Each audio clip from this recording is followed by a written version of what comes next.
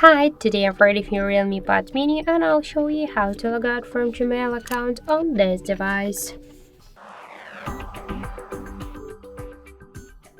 So first open the Gmail application, then tap on this right upper corner and tap to manage accounts on this device, because we should first log out from Google account on our device, and after that you'll automatically just log out from the Gmail application.